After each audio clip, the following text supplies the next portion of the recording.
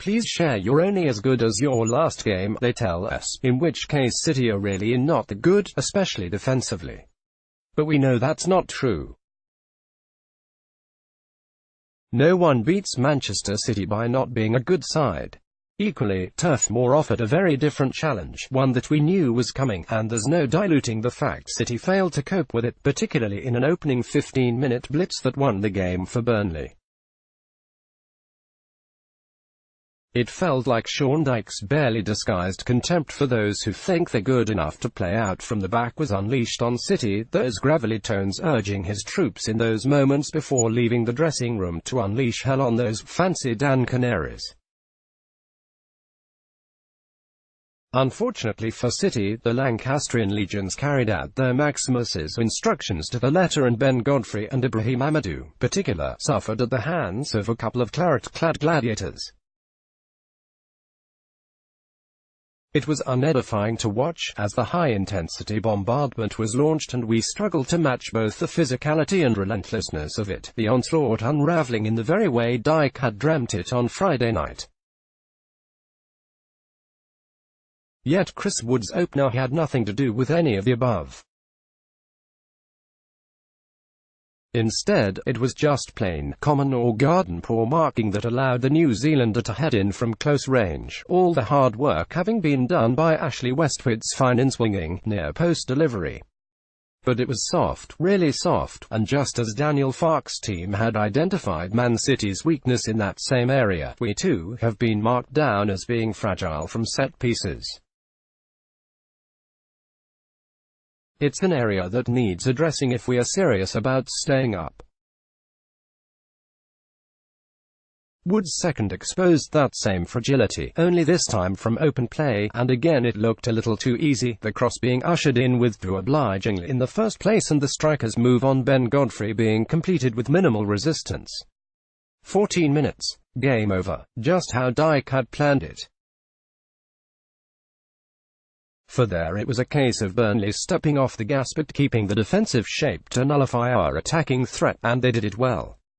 Yes, we grew into the game and had more of the ball, but it was powder puff stuff for long spells, with the greatest threat coming from the right boot of Mo Leitner, who hit the post and thundered a couple more just wide from distance.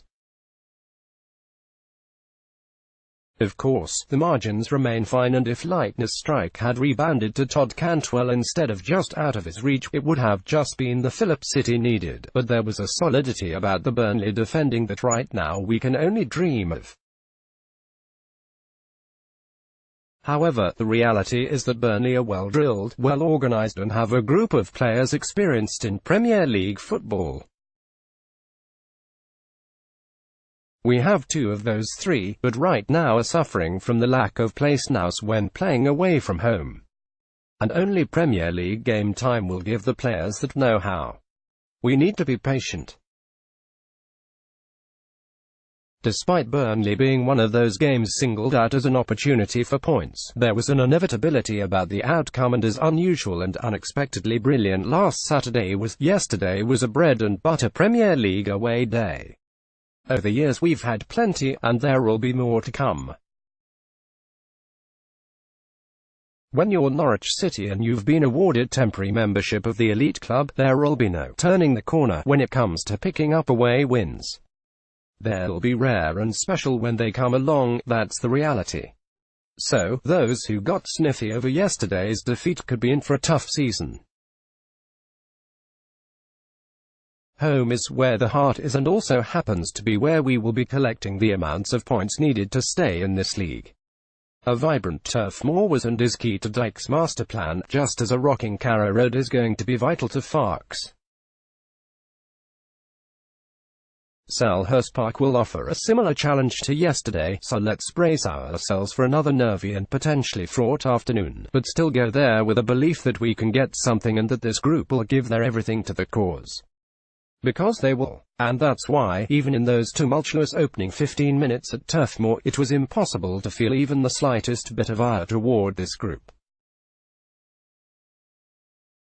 There will be more Burnleys down the road, but equally, the ethos won't change, and however red-faced our passing out from the back makes the Dyches and Allardyces of this world, we'll not be changing our way. And I love that. Last Saturday was one of those we'll never forget. Yesterday was one we want to. Welcome to life in the Premier League. Please share. Let's block ads. Why?